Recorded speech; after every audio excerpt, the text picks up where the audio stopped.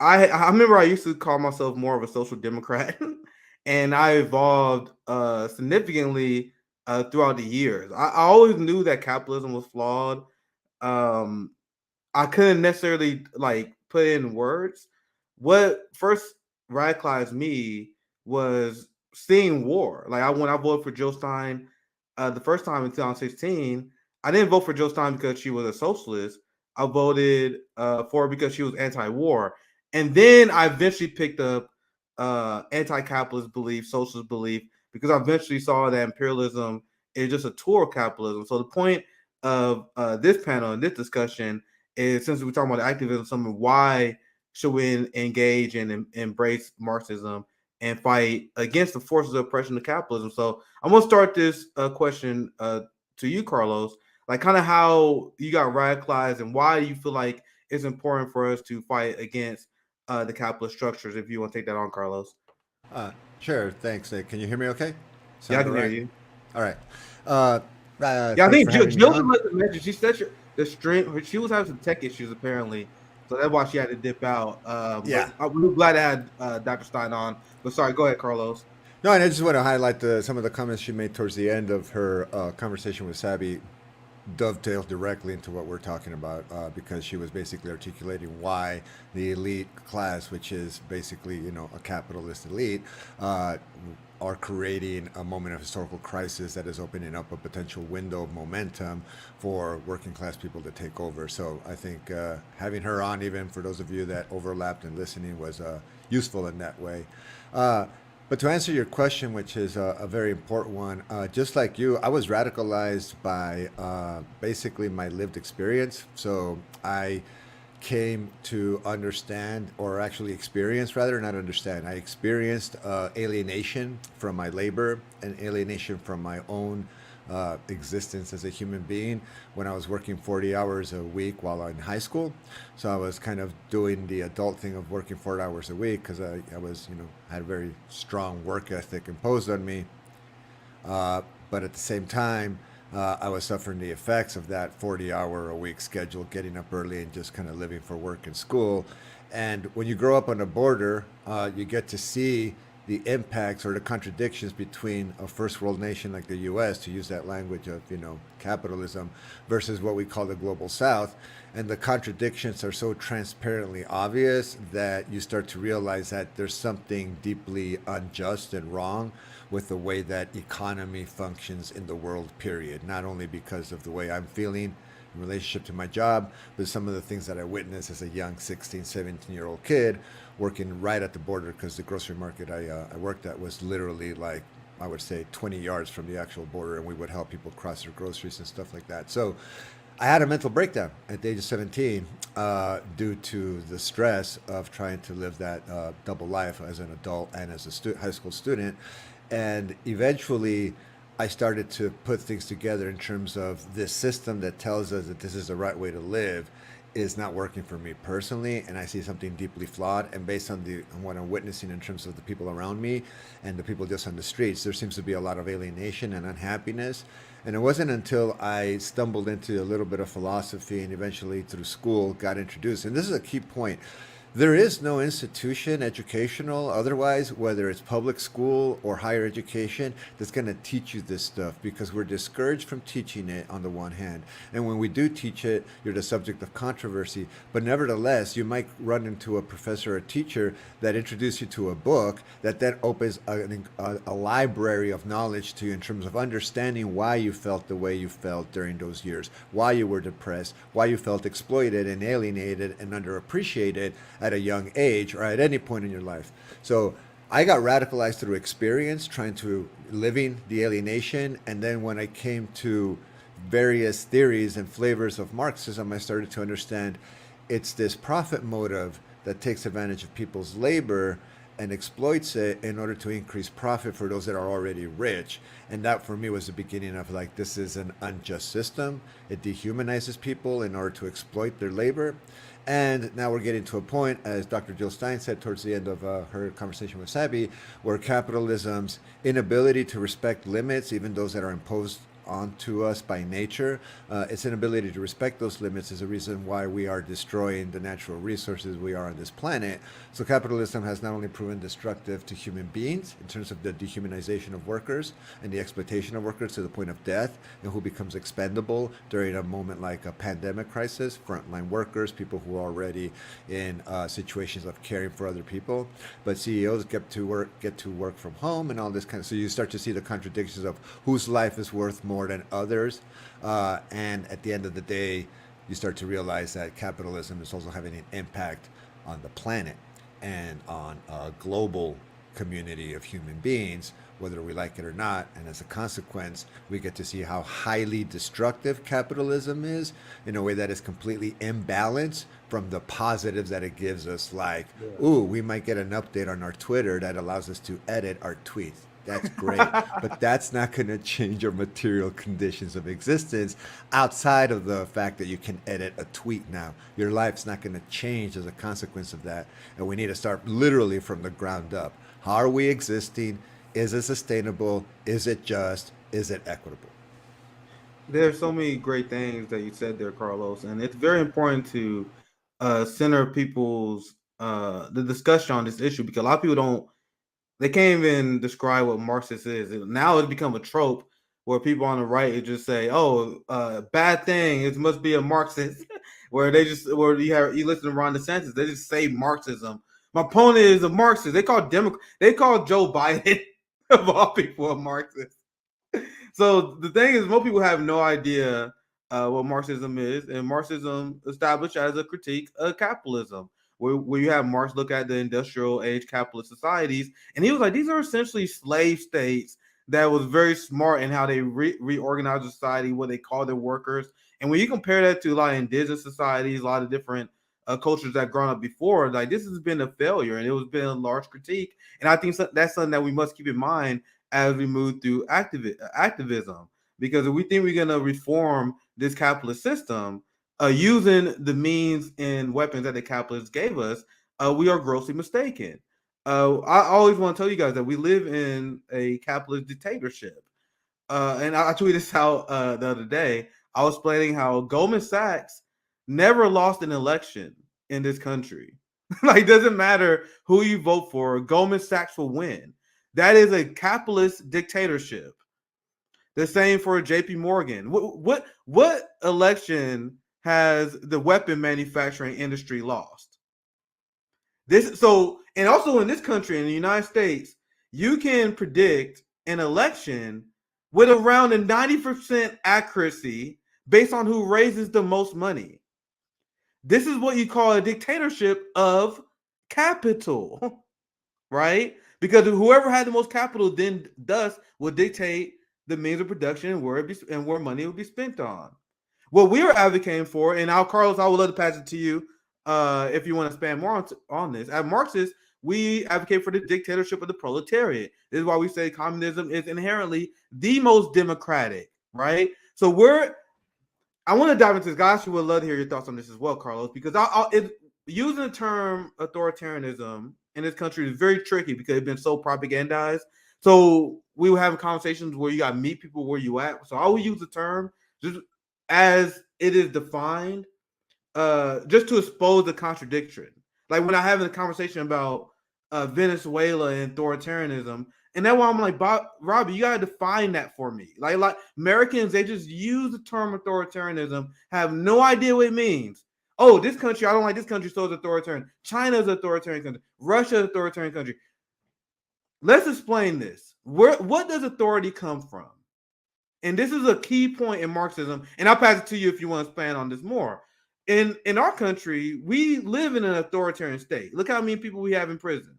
Look at who run and dictate the society. And if you deviate from how the rulers write the laws and the cultural norms that they establish, they will punish you because they dictate. They got the authority. And how did they get it? They got their authority through the power of capital, through capitalism, through the dictatorship of the proletariat. For example, the people who will guide and set laws and set the authority will be that will be granted by the people. The dictatorship of the proletariat, the mandate given by the revolution. But Carlos, do you want to expand on that? Well, you bring up a lot of excellent points. A couple of things just in terms of how elections are handled in this country. There's a really interesting relationship between the branding of politicians and how that reinforces a capitalist mindset because suddenly you're shopping for candidates and they literally frame the democratic system in this country almost as a consumer experience. You get to choose, but the consequences of that choice we don't get to see become irrelevant because you choose candidates like, you know, the whole controversy around AOC right now and the fact that her selling out to a party that she said she would never sell out to and wouldn't mind being a one-term congressperson, etc., has all come to light as kind of extremely hypocritical, false, or at the very least,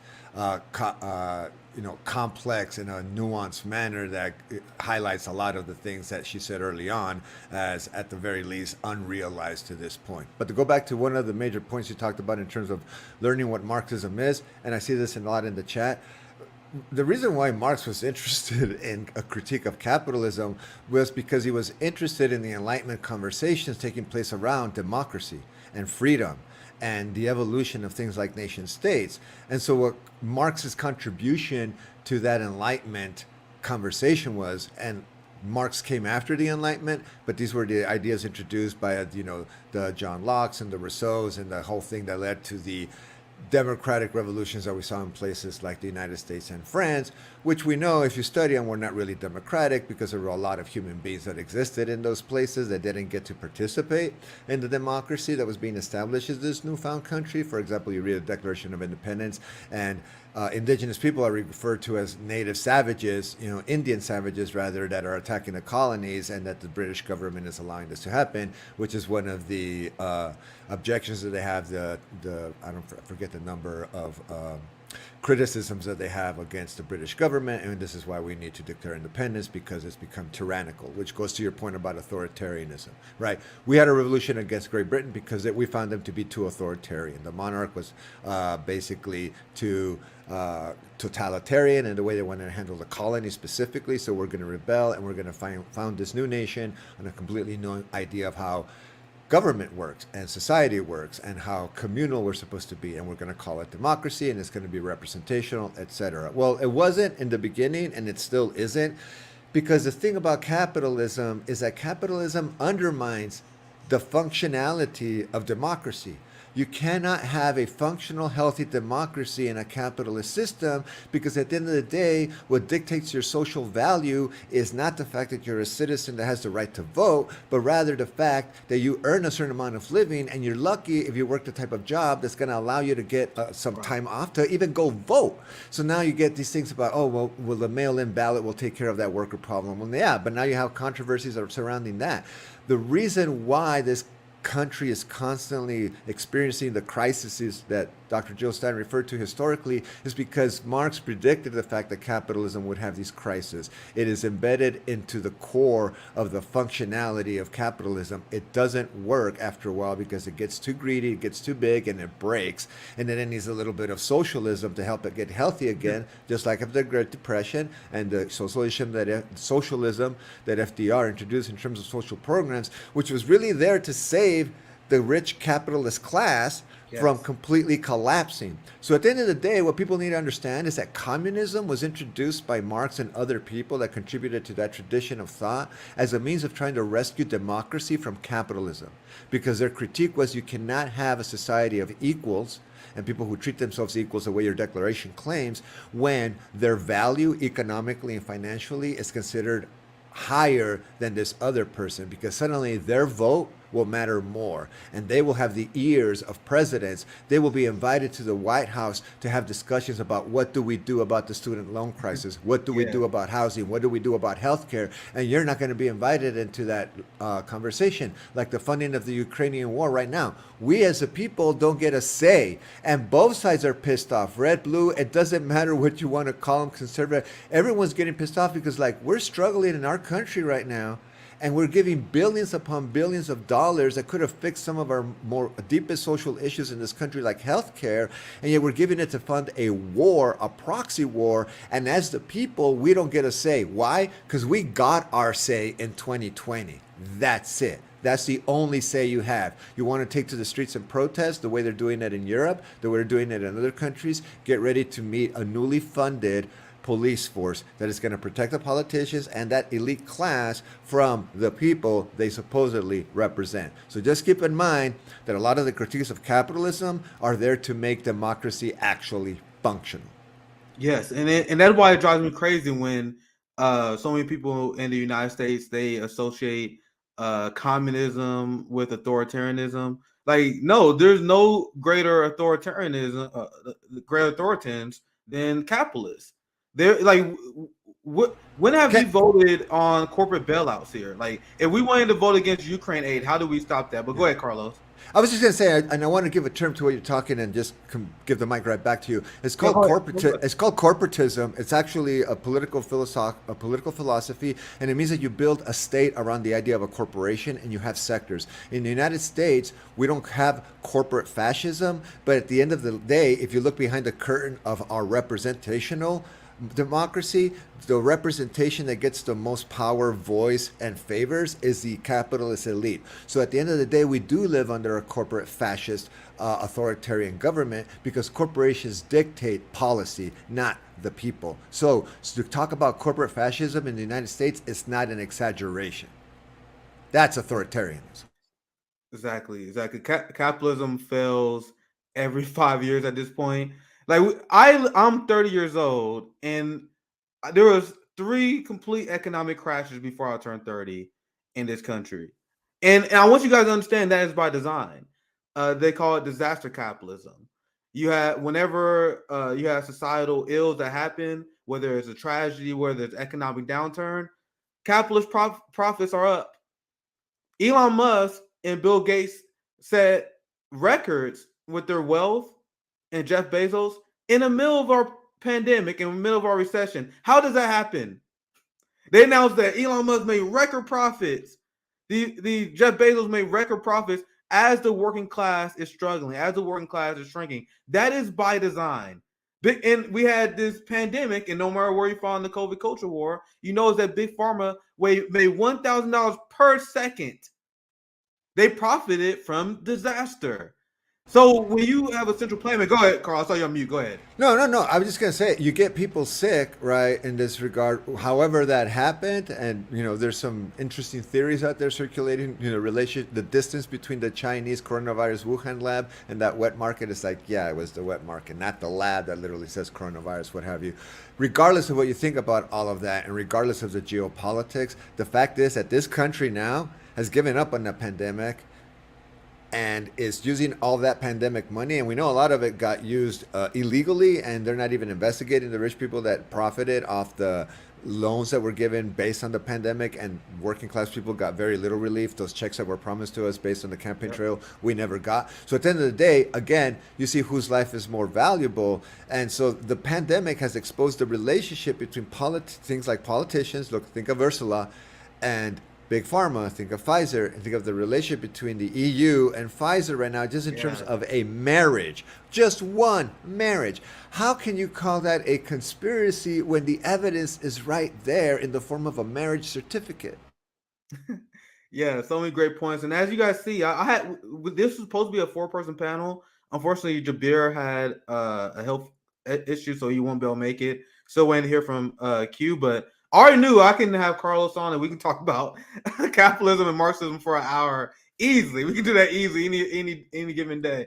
So I'm greatly enjoying this conversation, and I want to show you guys this document before, and we get more into decrying the ills of capitalism. One thing I do want to mention, actually, before I get into this, because I do want to, for this educational segment, explain to you guys what is very important to understand between the difference between socialism, capitalism, what we are referring to, because a lot of people misunderstand that. We are talking about a central planning model. We're talking about who controls the means of production. So many, the real dumb left, the social democrats, the justice democrats, the Bernie Sanders movement, they have misled people into thinking that socialism is just when the government does stuff. No, the government, no matter what your ideology, does stuff. Like, it doesn't matter what your government is, you have a central ideology. And that is what the Bernie Sanders style Democrat convince people of? Oh, just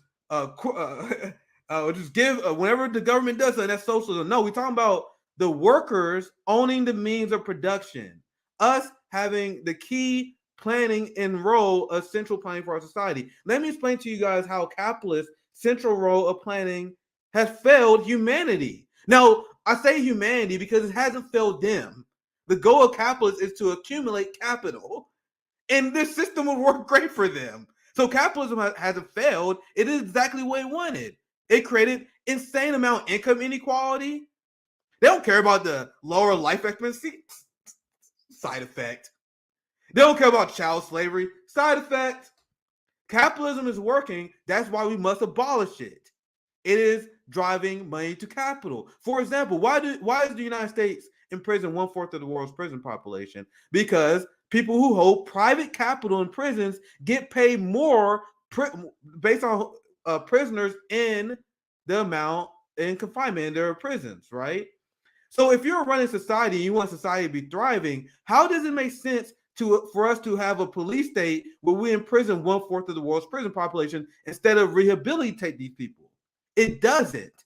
It does not make sense for you to have a society this way. We have the society we have this way to benefit the people in capital in our prison industrial complex. Do you guys see how the decisions are only driven based on what? Go ahead, Carl. I saw you on mute. Go ahead, chime in whenever you're ready. Excellent point. But I just want to add something to that. Capitalism is working the way it's supposed to be working, but it's also in crisis at the same time, which it does things like privatize prisons. It constantly needs to find a new market because it's running out of markets to profit off of. So it's a great point to say, like, what we're seeing is not an accident, but also what we're seeing is a desperate capitalism trying to still survive as a political economic system because it's not working or it's being rejected on so many important parts of the world. And not that capitalism, for example, is not really connected to the petrodollar, but if the petrodollar does die based on what's happening with Saudi Arabia and BRICS, for example, then that will have consequences to the traditional notions of what we understood to be capitalism. And we may need to rethink it because the world has been functioning basically under a European American model of what capitalism is supposed to be.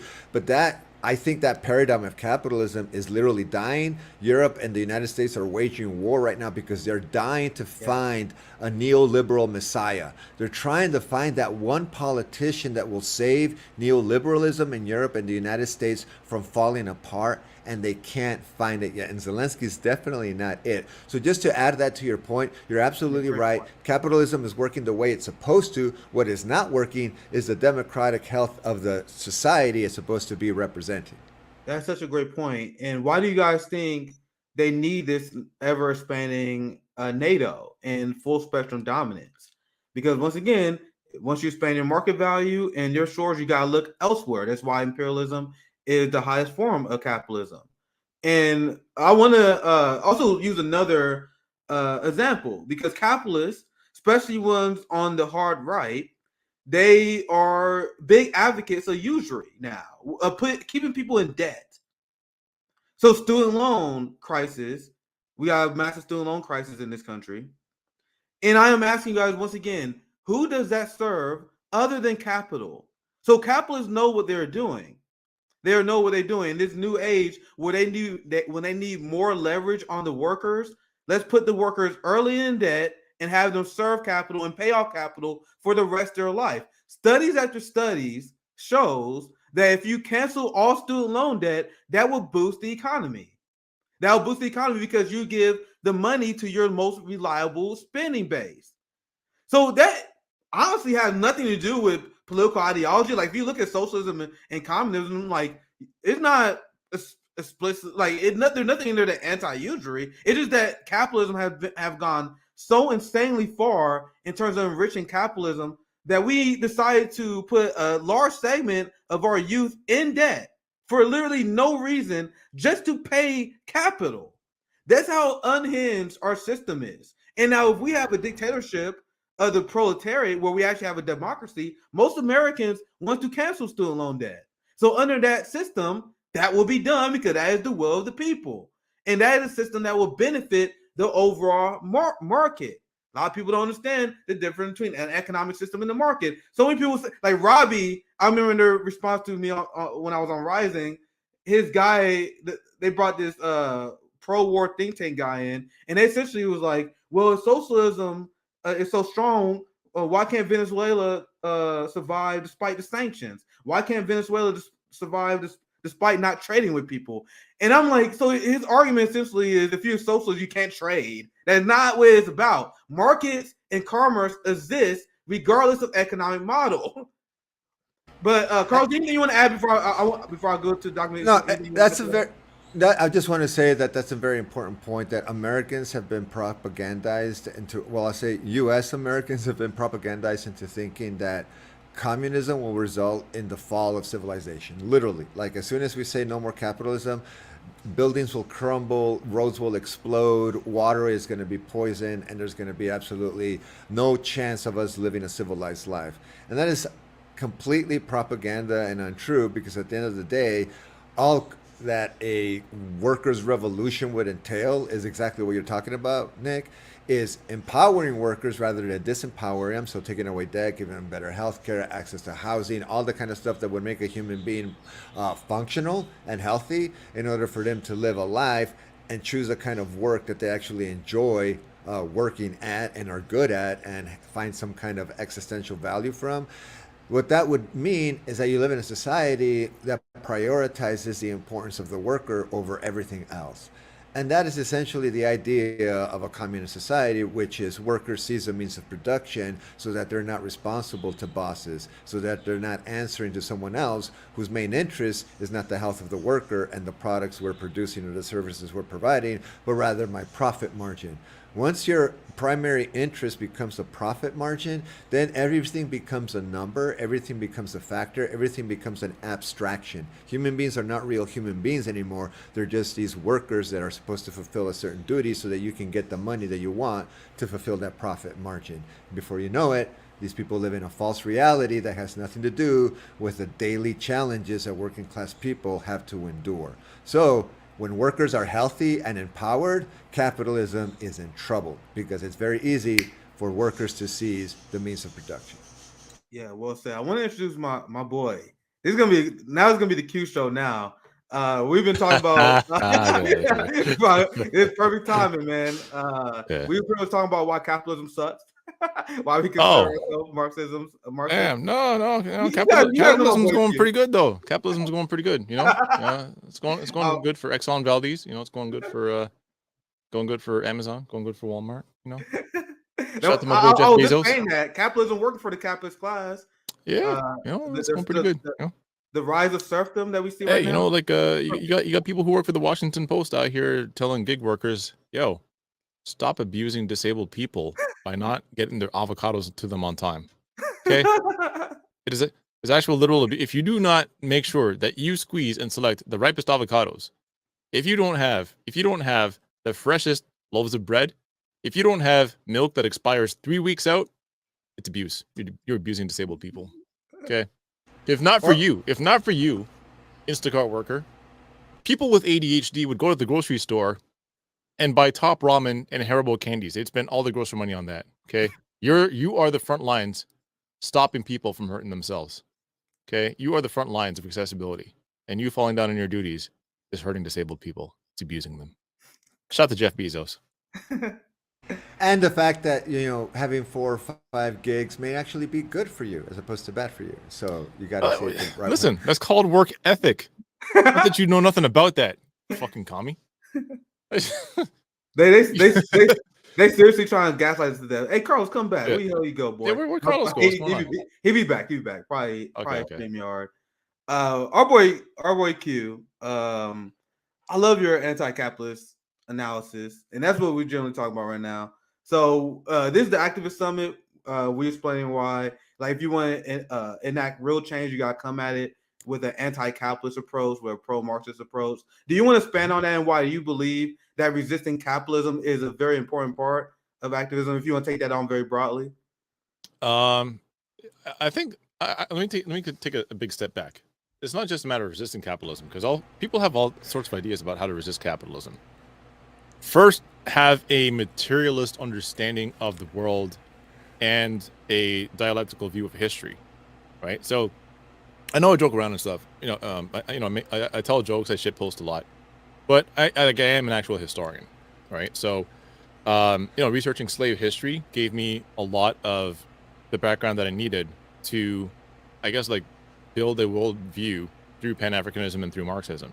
I think that's important. I don't think that everyone has to go out and get a history degree, but at the very least, you should be familiar with like the historical forces that bring us to where we are today. People tend to act as if like the way things are the way that they've always been, and that our current conditions just sort of sprung up out of the ground, like they just materialized out of nowhere, and it absolutely didn't. For example, when I hear people talk about white supremacy, like their only analysis is through white supremacy, or their only analysis is through um, gender conflict, is through patriarchy, their only analysis is through colonialism. It's like, yes, these are all various forces that are utilized for the purpose of turning classes of people against themselves. It's utilized for the purpose of aligning ourselves with the ruling class on a superficial basis. This is all true, but if that's the end point of your analysis, you really don't have an analysis. What you have is just ideas.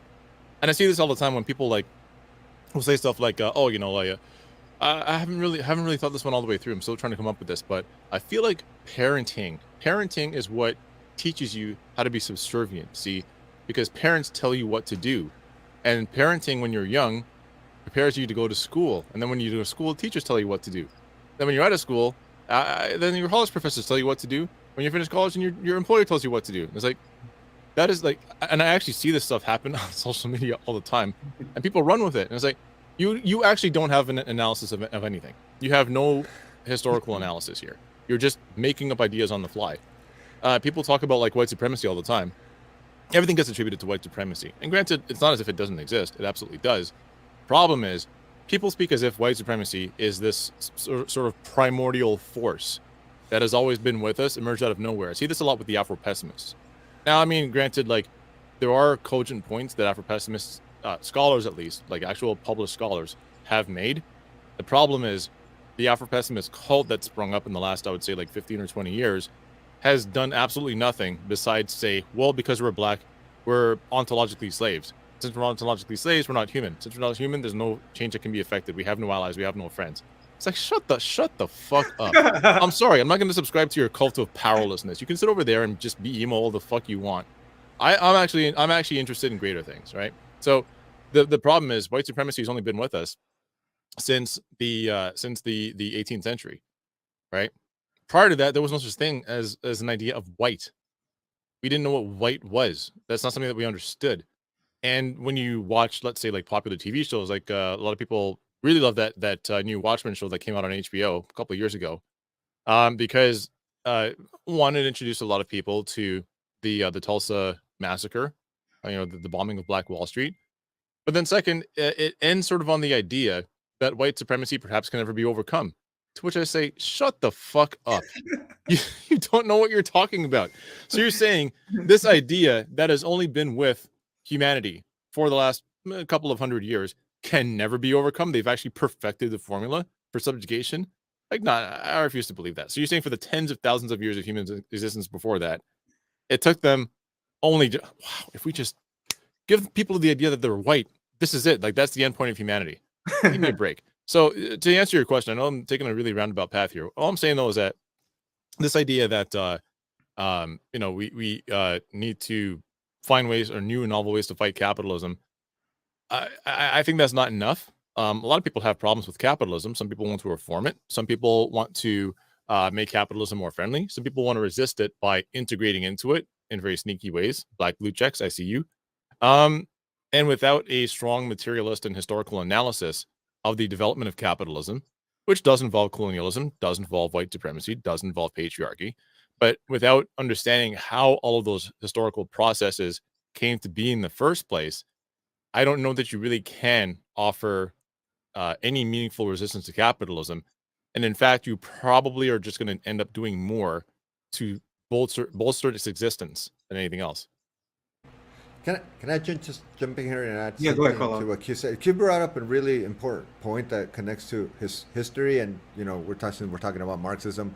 Marx was a big fanboy of a historian, philosopher, Hegel, and Hegel talked about ontological slaves, and I feel like capitalism has redefined the concept of the worker little by little, and now workers are heroes. We throw all these adjectives, and at the end of the day, it nevertheless is grounded on this perception that you're ontologically uh, enslaved, nevertheless, to a system that nevertheless recognizes your humanity, and therefore the fact that you're recognized as some kind of equal as a citizen erases the fact that you are living the material conditions of what someone else might say, like, yeah, that looks like a version of slavery to me, that you are literally accepting in exchange for some kind of recognition from the state that says, good job, good worker, good ethic, you're doing a great job, you may achieve the American dream right someday.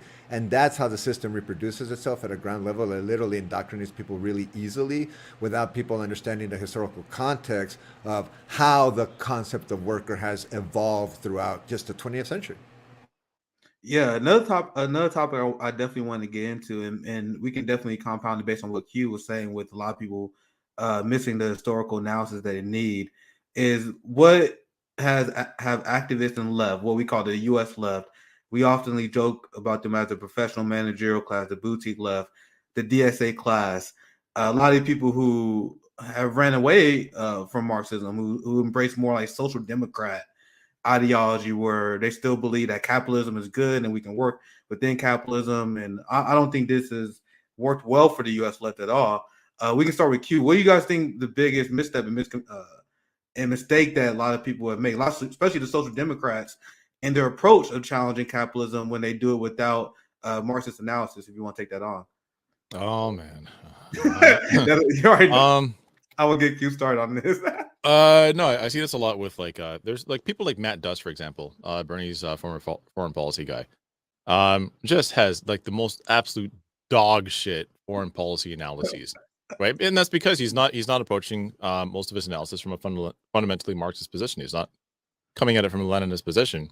I think he's somebody that does fundamentally believe in like the goodness of America, um, and relies on sort of a like an exceptionalist perspective of America, that it I don't know, is a force that can somehow break the course of history, and that there is no real need for analysis of class interests before even discussing foreign policy, which is why you come up with these really weird half-cocked ideas about, like, for example, like a two-state solution, believing that there is a genocide that's happening in Xinjiang, that China has to be opposed and fought, that Taiwan deserves independence, even though the amount of American fucking politicians that say that shit and not acknowledging that the U.S. Department of State doesn't even have that same perspective. Like, they're operating to the right of the U.S. Department of State. That Russia is an existential threat to democracy all over the world. Like, people just have this fundamentally chauvinistic and I think very like anti-historical analysis that a lot of people go along with, and I think that for a lot of social democrats, I feel like they just kind of want to be on a winning team. So it's like, yeah, sure, America is bad because we don't get healthcare and because our student loans were not completely covered. They were not completely forgiven. But aside from that, yeah, I mean, maybe the CIA is right this time. You know, Yeah. it's just this really weird sort of like 1 foot in, 1 foot out strategy of acknowledging the wrongs that America has done to its own people and people abroad, and saying, well, if we were in charge, we'd be able to get it right. To which I say, yeah. And how did that go for the SPD in Germany? You know what I mean?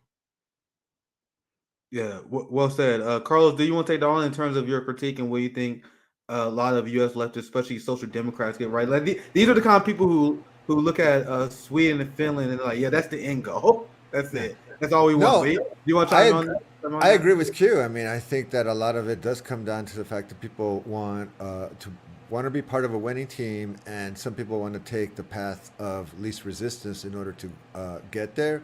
And so they redefine what that means. And at the end of the day, you're not talking about material conditions of existence. You're not talking about season means of production. You're talking about almost assimilating to an existing system with some modifications. And it reminds me of the differences between, people who are committed to abolishing the police and prison industrial complex versus people who want to reform it.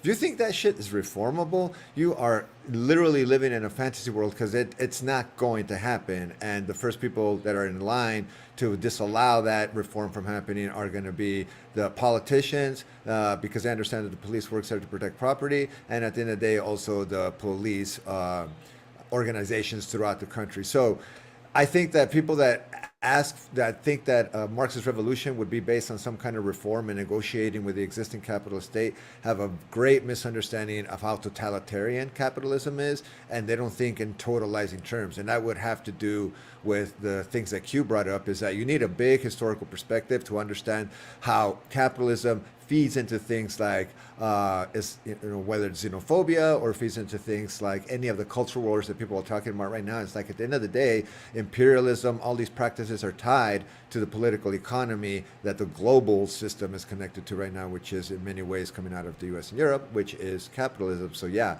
I think leftists don't want to look at that bigger picture, because it's much more complex and it requires a lot more nuanced thinking about how you get to that final goal of having a non-capitalist society that's functional. And a lot of that's going to have to do with sacrificing a lot of what is currently considered to be a status quo norm. Yeah, I also want to ask you guys this, because I want to approach these topics that we do on our summits at a baseline level, assuming that people have no idea what we're talking about. Like for this Marxism summit, keep it pretty simple. The same with the other panels that we did earlier. So I'm going to ask you guys, what do you guys think is the biggest misconception that, especially in the United States, regarding? I mean, there's so many, especially with the right wing, purposely getting this wrong. But what do you guys think is the biggest misconception that a lot of people have about Marxism, and why do you think there's some people that are too afraid to call themselves communists, for example? Q, if you want to take that on. Oh God. A lot of people think that, like, if you want to call yourself a communist, then you have to offer an unyielding defense of, like, Stalin, right? And to say, yeah, a lot of the reasons that people say that they think that Stalin's a monster and a tyrant and all sorts of other things are based on historical lies. But, like, nobody ever has to, like, nobody who says that they're like a compassionate capitalist or something like that ever feels like they have to like stand up and offer a spirited defense of everything wrong that ever happened in capitalism. You know what I mean? Or like have to contextualize all of it. And it's like why? Fundamentally, like, what Marxism is and what being a Marxist-Leninist is answering, I think, a very simple question: who owns? That's it. Who owns? So who is it that should own the means of production, or that is, who is it that should profit when we make things? Like, when we make things and value is created out of them, who should profit from it? Should it be the people who worked for it, or should it be the many or the few? Should it be the few people that have massive amounts of capital to throw around, right? When you work, who should profit off of your labor? Should it be you, the person that actually worked with your two hands to provide the value in that labor? Or should it be the person that checks to make sure that you clocked in on time? Those are that's just the basic fundamental question. And if you think that the many should profit, the many should benefit, and that you should profit from your own labor, then congratulations. You have the mindset of a Marxist-Leninist. You have the mindset of a communist. Yeah. Everything else past that, literally everything else that springs past that is simply a tendential conflict, right? And we can resolve, like, tendential conflicts can be resolved because we're not slaves to history. We can be informed by history, but we're not bound by history. It doesn't mean that everything that we do now has to be done according to how it was done before. It just means that we're informed by what happened before. It's not a religion. And I think, unfortunately, a lot of people treat communism, they treat Marxism-Leninism as if it's some sort of a religion, and it's not. Absolutely. It's supposed to be adaptable and usable to our current situation. That's the entire purpose of it, of the ideology. What is it that your average capitalist, what is it your average liberal has to know about capitalism before professing an impassioned defense of it? Like, what are, like, the fundamental capitalist texts that people need to familiarize themselves with before they say communism never works? No, I'm serious. I'm seriously asking, what books, what theoreticians, what revolutionaries? None. They'd say Fukuyama. Let's say Fukuyama though. Yeah, now we're at the end of history. Yeah, exactly. Yeah, we find ourselves here at the end of all things, right? We're basically like I don't know. We're right now in the Schwarzschild radius of history, or whatever you want to call it. Unfortunately, there's nothing but simple vibes, and unfortunately, like I think one of the difficult parts for I don't know, being involved in any communist movement is being able to separate, I think, like smug and useless pedantry from like actual useful action and useful thoughts. You know what I mean? We don't have to have a forward facing opinion on fucking everything. We also don't have to like break everything down into, well, this is the current situation mirrors this exact situation previously that I read in the book. We don't have to do that, right? So I think for a lot of people, calling themselves a communist can be like awful and intimidating. It means you have to like offer an impassioned defense of what happened between a bunch of dead Europeans. I'm sorry, but that's you might. I don't know if you know this, but I am neither dead nor a European. So frankly, I couldn't really give less of a shit. Yeah, that's such a good point, and and one of the reasons why I asked that because and just being obviously part of the online like left communists, I see what they say. I see people I see people love making these random declarations. You see it all the time on Twitter, like you're not a real communist unless you read this specific book, and I always like what I don't understand the benefit we get as communists for gatekeeping in such a way. But anyway, I want to get Carlos. How about this? You're not a real communist unless you can say the N word and people actually laugh rather than are horrified. Okay, that's the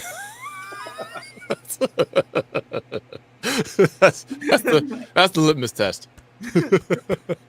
How about that?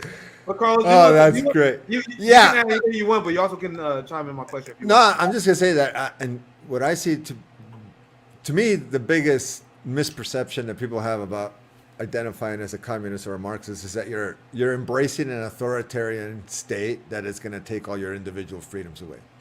And what's laughable Sorry, I hate about to interrupt you, Carlos. Listen. You don't have to embrace that. I do. That's why we built different. Sorry, go ahead. No, so at the end of the day, it's like, oh, I'm afraid of what that would mean. I want to live in a society where my individuality is respected and that the state recognizes my individuality and that I matter, and that won't happen in a communist state, which is ironic because a communist state is trying to amplify your humanity as an individual in a manner that doesn't require the recognition of the state because you live in a society that already does it because everyone sees themselves as equally worthy as human beings. Whereas in a capitalist society, and let's not bullshit ourselves, the first time you meet someone, it's like the first question people ask each other all the time is like, what do you do for a living? And if you're in college, it's like, well, what are you majoring in? Why? Because they're trying to determine your value as a human being based on the career that you have or the choices you've made in regards to something like that, which just highlights the fact that in a capitalist democracy that pretends to be democratic, you're already not valued as an individual and the state doesn't give a shit about you, and it's all just false recognition, and you only matter when it's midterm time. So this idea that communism perpetuates an authoritarian state where your freedoms are taken away, to me is the biggest misconception. And it's like, have you taken a look in the mirror and checked out the society that you live in already and what that's doing to you compared to whatever you think is your real humanity or your individuality? They don't give a shit about it, and they never will. Another society is possible where people could, because you wouldn't be tied to just what your wealth is or what your value in terms of your wealth is. Yeah, well said, Carlos. So the schedule we have, I think we have the LGBTQ panel hosted by JB. I'm gonna pull out the schedule just so y'all see the update. I know I cannot help but notice that I was not invited to be on the LGBTQ panel. What's that? That's fucking erasure, dude. What's going on? Hey, get over it, man. Get over it.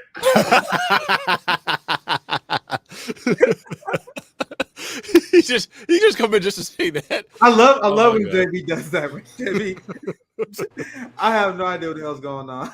JB is fucking hilarious. But he hosted next. Make sure you got tuned in for that one. Then the anti-war war propaganda panel with CJ after that. The United Front Against Displacement and Indigenous Water and Land panels, all coming up here soon. In order to wrap this up, because we got like the last few minutes before we're gonna pass it to James and his guest. What is your suggestion? Because this is the activism summit for the things that people can do to get involved and help challenge the capitalist structure, like joining organizations. Like what kind of steps do you advocate for? Like what should people do in terms of moving forward and in order to advance Marxism move forward? That's a very broad question. Any suggestions that you guys we have to create some we have to create some organizations, man, because yeah. Because I already know you got a lot to say about this, but I don't know if you see what CPUSA been up to. Listen, and I have friends in CPUSA, so you know, like I don't like when I like say stuff about CPUSA and then people get upset at me. But you know, fuck it. I was kicked out of a communist organization in Canada for like defending somebody who was actually like sexually harassed by a predator in the organization. So I'm not part of any fraternal organization, so fuck y'all. I can say what I want. But yeah, unfortunately, like Joe Sims, dog, my man is fucking up. Like, did you see their series of tweets the other day about like needing to vote Democrat? Yeah, I was just about to bring that up, and I was like, did they for real? Did they really tweet that? Because I was like, this is why. What the fuck is going on with Joe Sims, man? And this is somebody that Gus Hall defended, like during the August coup of 1991. This is actually what precipitated Angela Davis leaving the party.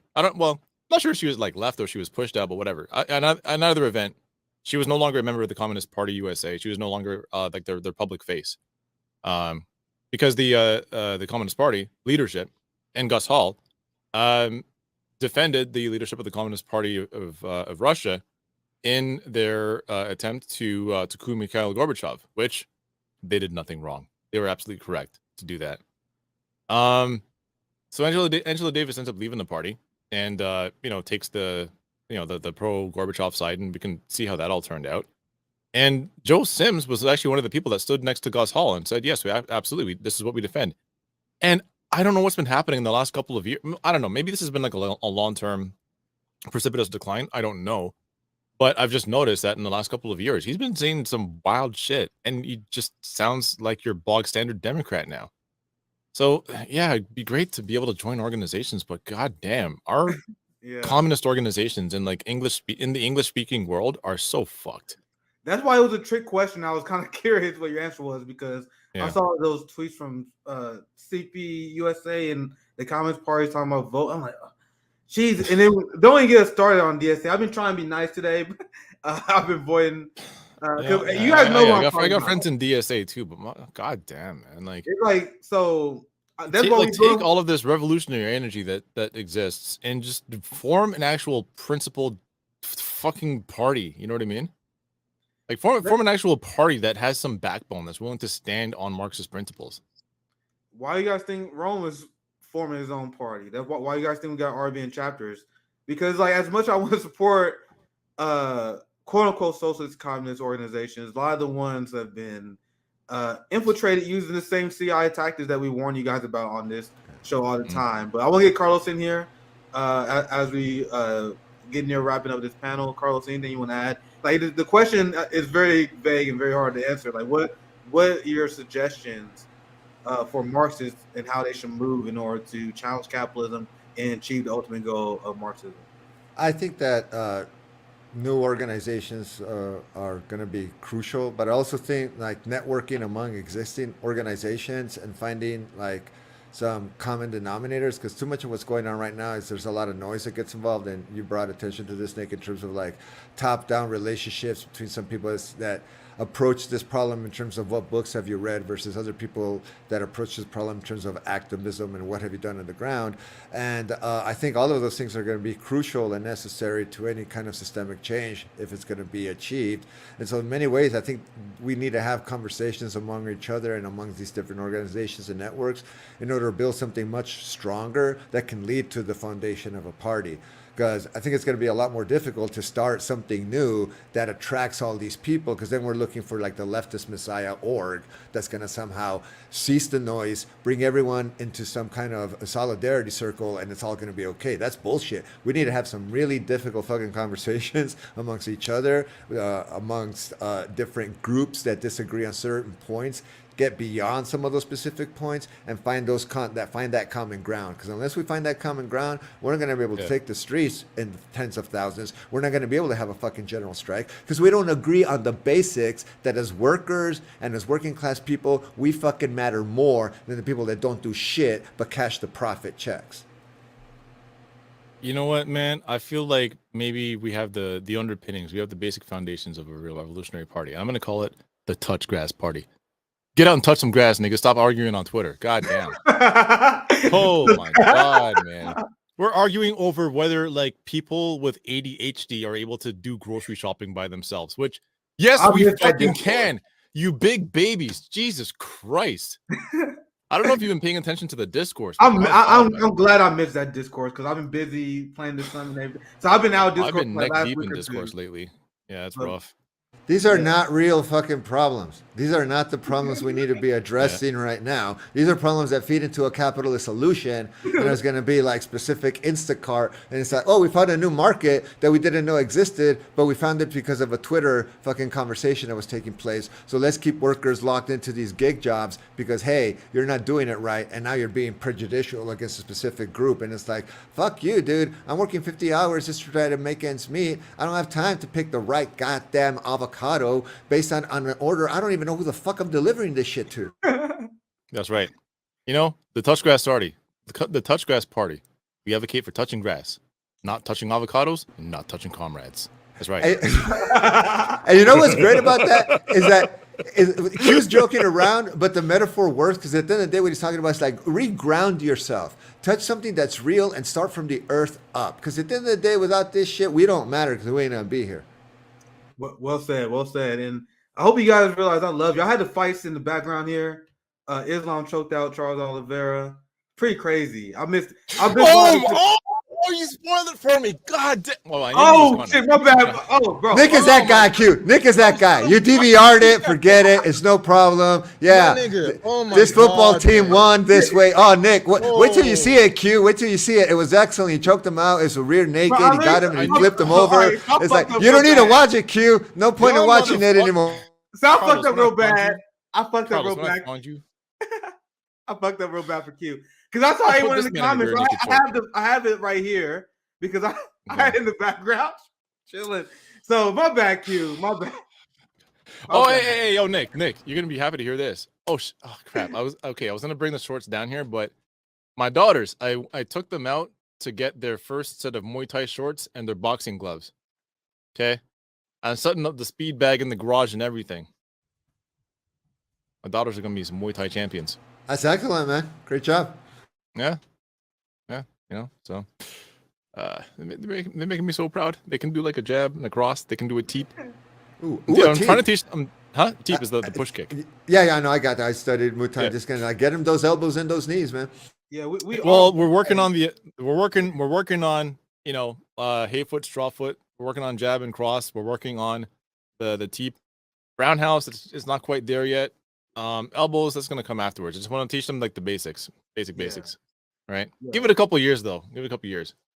Roundhouse is always really tricky to teach people at first. I usually try to teach people the basics. Like I'm gonna teach you the 1-2. I might teach you a knee. I'm gonna teach you 1-2 leg kick. But when you talk about like the Brazilian kick, teach roundhouse, people that are really awkward and don't have really good movement, that's where they tend to struggle. The most, so you usually got. It's the hip rotation. It kind of gets people, but like once you learn it though, once you learn it, it's like riding a bicycle. And a lot of people too. But go ahead, Carlos. I'm just gonna jump in here and say, like, the last time the three of us were on the same screen, we ended up having this conversation towards the end, saying we decided that we need to have like a whole just episode or one screen dedicated to self-defense. I do want to say this though for this general strikes. If you consider yourself a leftist of any flavor, learn some self-defense. And if you can't, associate yourself with people that are learning some self-defense, because that's going to be critical when it comes to season of music production, because they're not going to hand it over. They're not going to give it to us, and they're not just going to run away and not come back and try to get it back. We need to get ready to defend. That's the thing. Okay. So this is one thing that I tend to be very careful about. Talking about. If you're an able-bodied person as a socialist, I'm not going to say you have to, but you should. You should learn a martial art. You should learn how to defend yourself. You should learn how to defend the person next to you. You should learn how to shoot. You should. You should learn a trade. Like you should learn, like myself, I'm like, if you follow my Twitter account, you'll probably see me talking about woodworking fairly often. Actually, I was supposed to be in the wood shop today. But I'm gonna end up going tomorrow instead because my kids wanted to go to McDonald's after we went to the Muay Thai gym. But like, you really should have like skills that are useful outside of just content consumption and reading and screen capping theory books. No, I'm not even trying to be funny here. I'm being dead serious. And the reason for that is that like at the very least, you should always be able to fall back on something. It's not just a matter of like having the aesthetics of, being a working class person. It's not about that. It's being able to be self-reliant. Yeah. Like we live in a culture that depends on consumption and disposal. You know what I mean? There used to be the act of consumption used to mean that like the thing that you purchase is intended for its use would destroy it. So things like firewood or coal, gasoline, whatever, when you consume things, the process of consumption destroys it. Now our consumer culture is buying things that are not even needed, that are cheap to manufacture and cannot be repaired. They end up being replaced. That is how capitalism sort of the endless growth cycle of capitalism now depends on us not being able to maintain things. Depends on other people doing our labor for us. So one of the reasons I got really deep into woodworking, like I went from doing rough woodworking, fences, plans for boxes, Adirondack chairs, stuff like that, to being able to make things like charcuterie boards, make furniture, make like desks and that kind of thing. The reason I got into more fine woodworking is because I don't want to continually buy furniture. The IKEAification of our culture is fucking killing us. IKEAification. No, it's what it is. Like we've been IKEA pilled. Everything that we buy it's cheap. It is held together with hairpin and bubble gum. But I mean, it's cheap in terms of manufactured quality, but it's still expensive as hell. I mean, you can't just go to IKEA and furnish your house cheap like you used to be able to in the 80s and 90s. Now it's expensive as hell. But you can't move any of this furniture more than 2 times without it falling apart and having to be replaced. And that is a part of the process. So by you being able to learn these things, being able to learn things like woodworking, learning, let's say, indoor plumbing, learning electricity, and you don't have to be a plumber. You just have to be able to fix things. I don't know about being a mechanic anymore because everything is so heavily computerized that a lot of mechanics themselves are being put out of business. But like being able to just learn how to build things or maintain things actually goes a long way towards you taking like small acts of resistance to capitalism, because they expect you to just order shit endlessly on Amazon, to walk into Walmart and buy cheap things. Q, can I interrupt? I just want to ask a question because I presented this almost as a mandate, as a dictate. It's like, you need to do this. Why are you using the language of should as opposed to need? I'm just curious. When I say, okay, because I don't want to, okay, we were just talking about like the obstacles to being able to call yourself a communist and whatever, right? So I don't want to be like, well, every communist has to do this, that, and the third. What I'm saying though is that like if this is what you really believe in, like a way to sort of subvert the forces that are pushing us towards this endless like consumption, the lack of available wages to be able to keep a roof over your head and food in your stomach, and that alienates you from other people, is that if you pick up these skills, not only will you spend less money in the long term. I mean, it'll cost you money up front to like, I don't know, say like learn woodworking or metalworking or whatever and buy the necessary tools. But in the long term, it actually ends up saving you money, plus puts you in contact with a community of people. So like, since I started taking woodworking seriously this year, I've met so many people that I can like hit up and say, hey, I'm building what's it called? An outfeed table for my planer. So I have like a machine planer, and you feed a plank of wood through it, and it makes it square on all sides, right? So if I build an outfeed table so that I can put a 6-foot plank of wood through it and not have it like warp, I contact one of my woodworking friends that I made just by buying stuff off of Kijiji and say, hey, I'm thinking of making this outfeed table. What would you suggest for, let's say, I don't know, like making sure that it stays level? And they offer me suggestions and so on. Now we have a WhatsApp chat. So like being able to like have a community that is outside of strictly political interests, having a friend group and also having skills that allow you to just make things on your own and maintain things rather than constantly buying things. Those are those small acts of resistance that I think helps build up the necessary like social structure and the political structure that we need long term. So you're mindful of the language you're using as a way of avoiding a top-down dynamic and making it much more equal. I mean, Excellent. not even just top down, but also I just don't want to be one of those people that's like, well, you're not a real communist unless you can like. No, listen, hey yo, nigga, listen, man. How are you as a man buying a sofa from IKEA? You gotta make your own sofa, bro. Why are you as a man buying cabinets? As a communist, how are you taking your car into the shop? Nigga, get underneath that shit. Put a lift in your garage, fam. If you don't got a garage, build one outdoors. I don't want to be that guy. There are definitely people that are like that, and we were having a mutual aid panel earlier because I was talking to Q before. Like, man, I was talking to him about him building furniture. I'm like, man, that's a fucking gangster ass idea. Like, that's some shit I probably need to get into. But part of community building, part of building community, we need teaching each other trades. Like in the Kansas City RBN mutual organization now for me here, like, I'm gonna teach them martial arts for free. I did that to many people. I teach them for free. Teaching people martial arts, that's a form of mutual aid. Teaching them skills that they can use in their everyday life, like woodworking. Rome, I'm gonna learn how to shoot with Rome and his boys. Teach people how to shoot, right? Firearm. Yeah, I was gonna say too. Yeah, you gotta learn how to shoot. Like like. Listen, go get. I heard I was good. My dad told me I once, and I was really good. We had like a rifle. I was hitting the target, but I am not trained by any stretch of the imagination. I always can use more work. But go ahead, Q. I was gonna say, if you live in a place where you need a firearms license, go do the qualifying exam. Go get your firearms license, right? Go out to the range. You'll meet people at the range. You know, you might meet a lot of right wing people at the range, but so fucking what? You know, just talk to them. You know what I mean? Yeah. Infiltrate. Like, you know, I go to the range with friends, and we encounter some people, and we do our gun nerd talk and whatever, and our politics might be different, but we can have conversations about things that are in our mutual interest, like guns, right? And honestly, Nick, you just brought it together in a very interesting way. Building community requires building, and building not only things in the world, but building yourself up as a human being. And you're a constant project that's in process. And we need to see ourselves as a work in progress that's constantly building itself up and improving itself, not only individually, but as a community. So all this comes together in terms of like, yeah, we need to build back better. Fuck, the government's not going to do that shit for us. Yeah, exactly. Sorry, man. If you're waiting on Joe Biden to build anything back for you, if you're waiting on Joe Biden to like save the black community, if you're waiting on Joe Biden to like stop American imperialism, to stop drone strikes, if you're waiting on Joe Biden to change his mind on hate, I mean, good luck. Joe Biden, like the man, I would be honestly surprised if he's able to like put on his underclothes by himself in the morning. You know what I'm saying? Like, no. If he actually makes it all the way through the end of his term, I don't believe it. It's a deep fake. I don't actually believe it.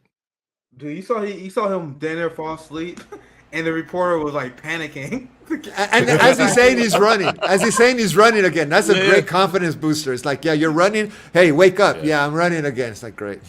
Yeah. No. The thing is, like, if I don't know if anybody on this panel is like taking care of older people, but I find, and I'm not like making any like even like educated guesses here. I'm just saying that this is something that I've seen happen, like taking care of elders, where like they're on, so taking like painkillers and other medications to like just keep them alive. Yeah, they space out. They get very tired very easily. I don't think people understand. Like people talk about like like Donald Trump and Hillary Clinton and Joe Biden having a lot of like vigor and having stamina and energy. No, when you get old, the process of senescence, listen, I'm 42 this year, right? I get tired in the middle of the day for no fucking reason whatsoever. It'll be like 1 o'clock in the afternoon. I haven't done shit. I might have like tidied up the house or something. I might have been like sitting down doing some writing. I might have been doing discourse on Twitter. Who the hell knows? And 1 o'clock in the afternoon, I'm like, oh my God, I'm tired. For what? What did you do? You haven't even worked out yet. Bro, you haven't even gotten on the treadmill. You haven't lifted a single weight. What the hell are you tired for? That's just now in my 30s, I realize how like it's super related to my diet now. Like I remember in my early 20s, in my college days, like we would get high, we have the munchies, we eat whatever the hell we want. I'll pop it the next day, and I'll be at Muay Thai at 6 a.m. Now, like if I'm not eating a clean diet, my energy is all messed up now. Bro, And it's bro. like overnight that happened. Not- Like I never right thought it now- would happen to me.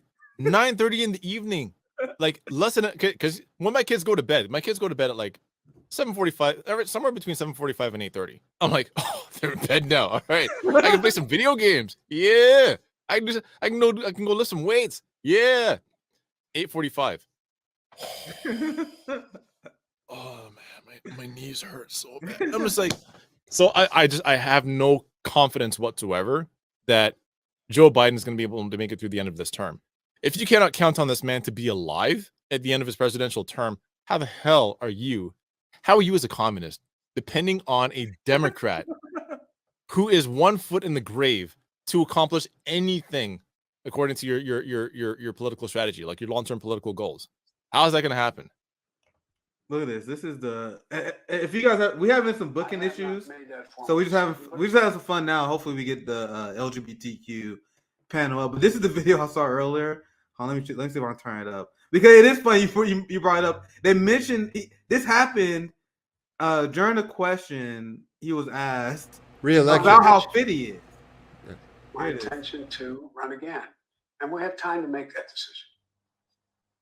Dr. Biden is for it. Mr. President. Oh.